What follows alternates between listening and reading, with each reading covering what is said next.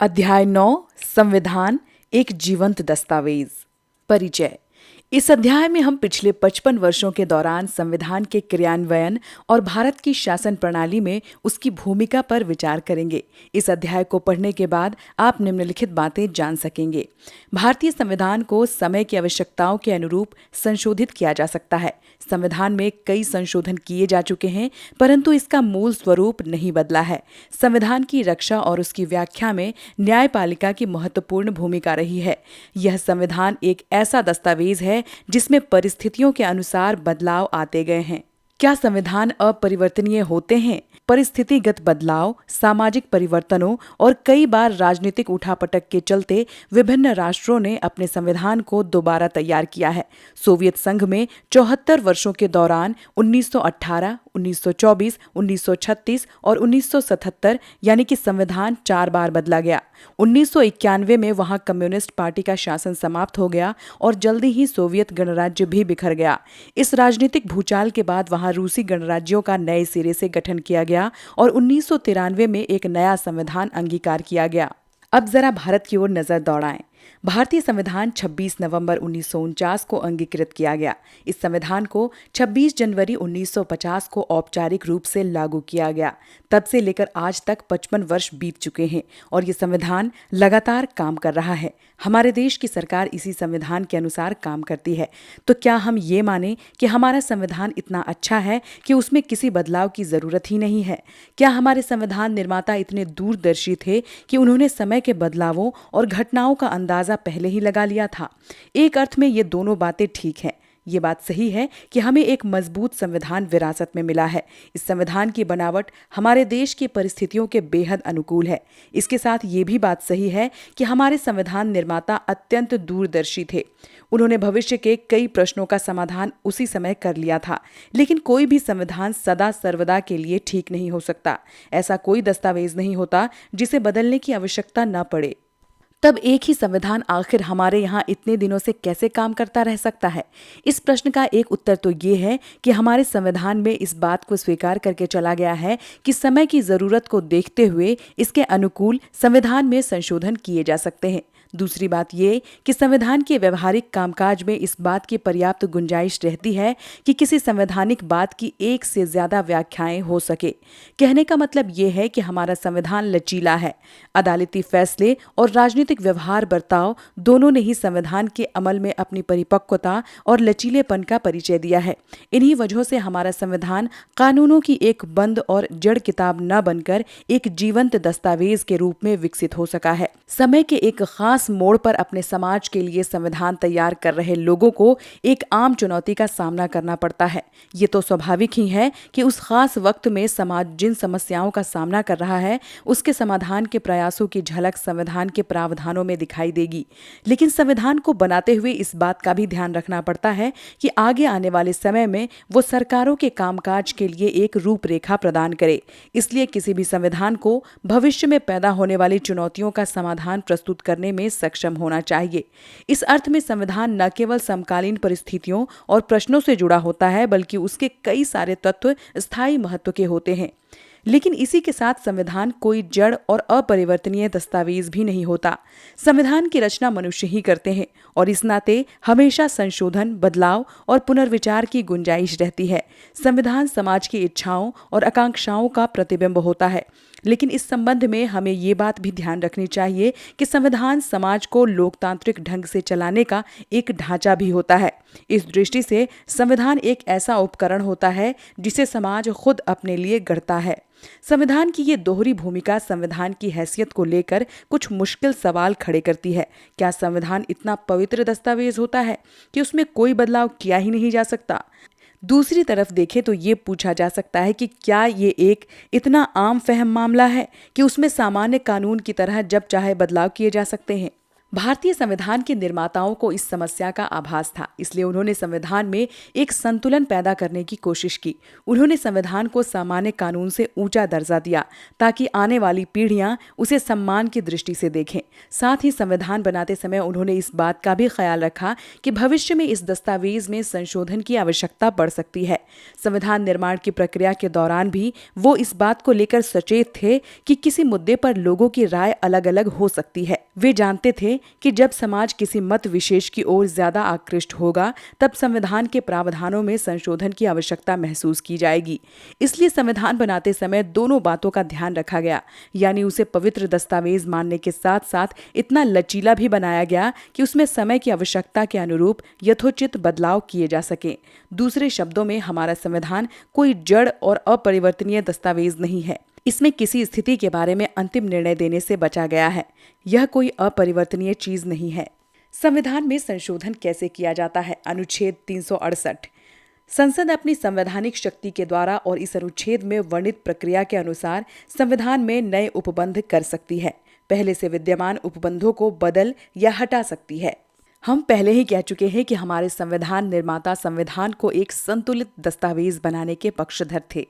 संविधान को इतना लचीला होना ही चाहिए कि उसमें आवश्यकता के अनुसार बदलाव किए जा सके, लेकिन साथ ही इसे अनावश्यक और अक्सर होने वाले बदलावों से बचाया जाना चाहिए। दूसरे शब्दों में संविधान निर्माता संविधान को एक ही साथ लचीला और कठोर बनाने के पक्ष में थे। यहाँ लचीले का मतलब है परिवर्तनों के प्रति खुली दृष्टि और कठोर का अर्थ है अनावश्यक परिवर्तनों के प्रति सख्त रवैया। लचीला संविधान वो होता है जिसमें आसानी से संशोधन किया जा सके। जिन संविधानों में संशोधन करना बहुत मुश्किल होता है, ऐसे संविधानों को कठोर कहा जाता है। भारतीय संविधान में इन दोनों ही तत्वों का समावेश किया गया है। संविधान निर्माता जानते थे कि संविधान में त्रुटियां हो सकती हैं। वे समझते थे कि संविधान पूरी तरह दोषमुक्त नहीं हो सकता। वे संविधान को एक ऐसा रूप देना चाहते थे कि त्रुटि सामने आने पर उसका निवारण आसानी से किया जा सके। इस संविधान के कुछ प्रावधानों का स्वरूप अस्थायी था और इनके बारे में ये राय अपनाई गई थी कि नई संसद का गठन होने पर या बाद में इन प्रावधानों को हटा लिया जाएगा। हमारा संविधान एक संघीय राज्य व्यवस्था बनाने के पक्ष में था, इसलिए उसमें ऐसे प्रावधान किए गए थे कि राज्यों की शक्तियों को उनकी सहमति के बिना नहीं हटाया जा सके। इसके कुछ पक्ष इतने केंद्रीय महत्व के थे कि संविधान निर्माता उन्हें संशोधन के दायरे से बाहर रखना चाहते थे। अतः इन प्रावधानों की संशोधन प्रक्रिया को कठोर बनाना आवश्यक था। यही वजह है कि संविधान में संशोधन करने के लिए विभिन्न तरीके अपनाने पड़े। संविधान में ऐसे कई अनुच्छेद हैं जिसमें संसद सामान्य कानून बनाकर संशोधन कर सकती है। ऐसे मामलों में कोई विशेष प्रक्रिया अपनाने की जरूरत नहीं होती। इस प्रकार के संशोधन और सामान्य कानून में कोई अंतर नहीं होता। संविधान के इन हिस्सों को काफी लचीला बनाया गया है। आगे संविधान के 2 अनुच्छेद दिए गए हैं, इन्हें सावधानी पूर्वक पढ़ें।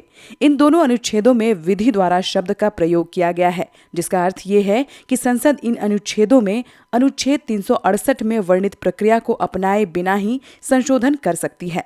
संविधान के अनेक अनुच्छेदों में संसद इसी सरल तरीके से संशोधन कर सकती है।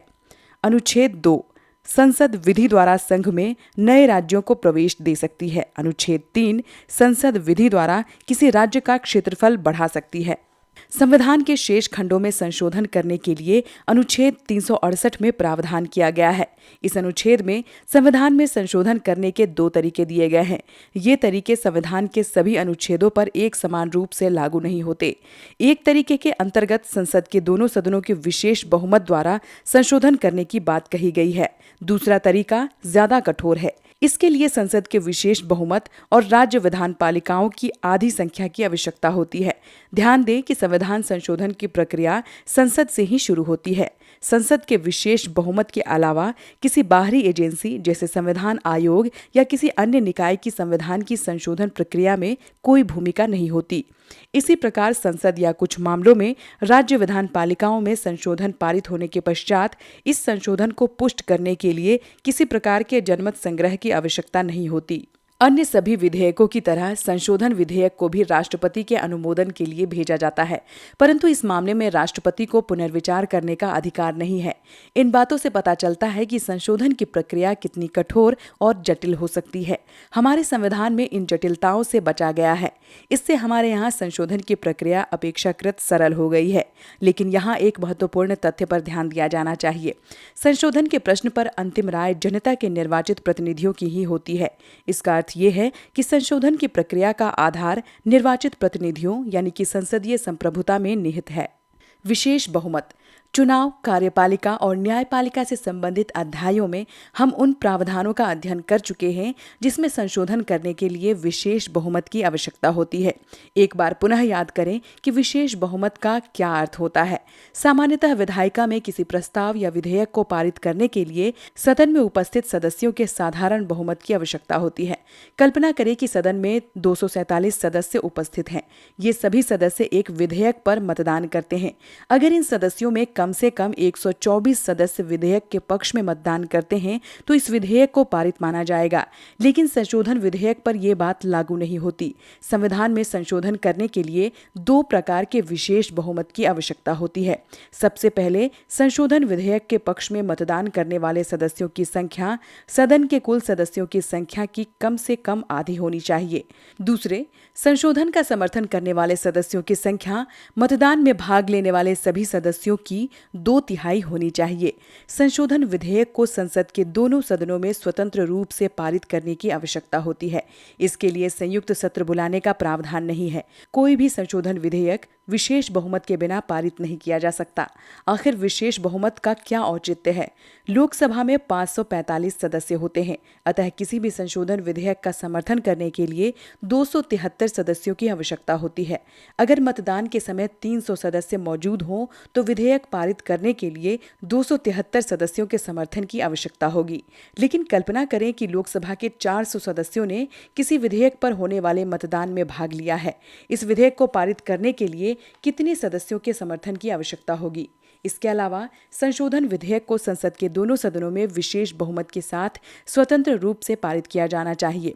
इसका अर्थ यह है कि जब तक प्रस्तावित विधेयक पर पर्याप्त सहमति न बन पाए तब तक उसे पारित नहीं किया जा सकता।